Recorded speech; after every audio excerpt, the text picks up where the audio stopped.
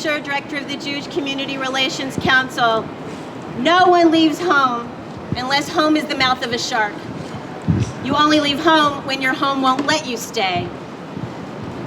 No one would leave home unless home chased you, fire under feet, hot blood in your belly. Those are the words of the British Somali author Warsan Shir in his poem, Home. The Jewish people have been uprooted from many homes over the past 3,000 years of our history. These dislocations are remembered on the day of mourning called Tisha B'Av, recalling the destruction of the first temple by the Babylonians in 586 BCE, and the second temple by the Romans in 70 CE. It's a day on which we sit on the ground like mourners, sharing as individuals the suffering of our people. Today we gather as a community here in San Jose. We share in the grief of our local community, stricken by the losses in Gilroy barely more than a week ago, and in the loss of life in El Paso and in Dayton. We remember the victims. We pray for the healing of those who were injured. And we commit to banding together to prevent a future in which these attacks continue to be commonplace. Let us now take a moment of silence, of remembrance, and of strengthening our resolve to endow their memories with abiding worth through the changes they inspire us to bring to our society. Please join me in a moment of silence.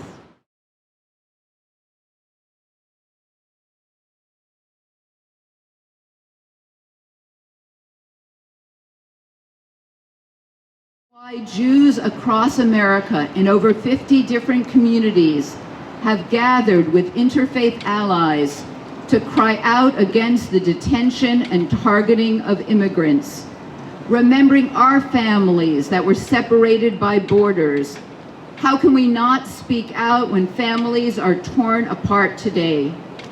Having experienced the separation of children from their parents and their internment for no crime other than their identity, how can we not cry out at the inhumane detention of children whose lives will be marked forever by this trauma?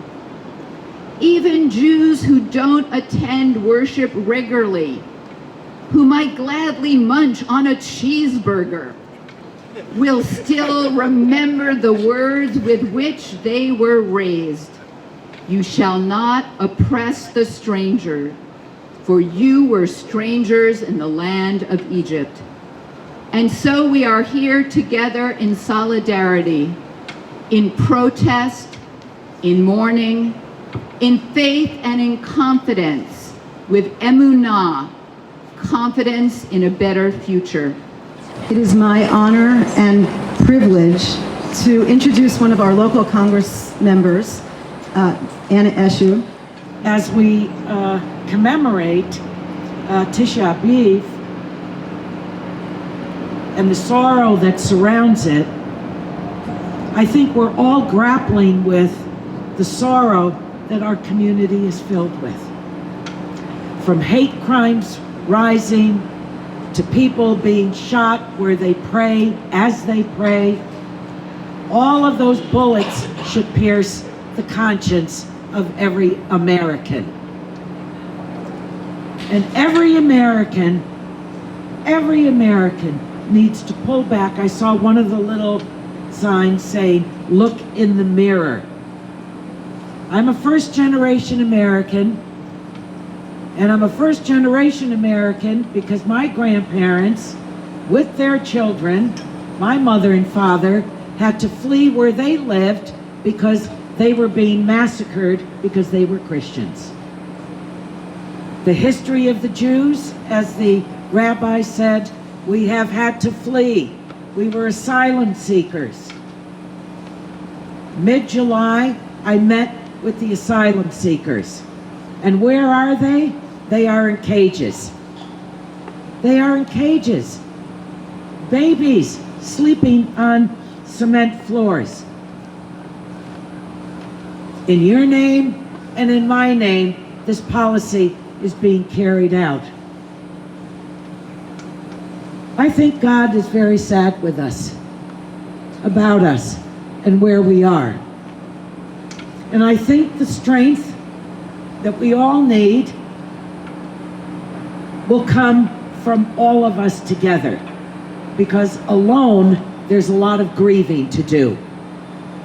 So I draw upon the strength and the inspiration and the wisdom of the people in my community.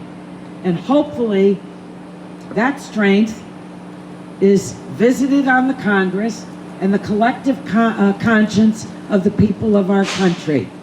And that we know we can change this. We must change it. America, my father used to say, America is the best idea that was ever born. My mother always said, God never created any junk. The wisdom of that woman, right? And their faith carried on by myself, my family, the people of my community. So this is a beautiful gathering, even though there is sorrow, even though there is grieving, that with the hope that our faith instills in us, the generations that paid a mighty price, generations that paid a mighty price, we cannot let them down.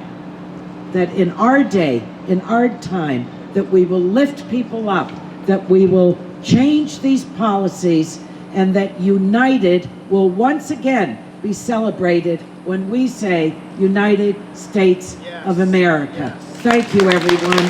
Thank you very, very much. And thank you, Rabbi, for inviting me. I appreciate it. We've gathered here to mourn the separation of families, the inhumane treatment in detention centers, and constant threats against our immigrant communities.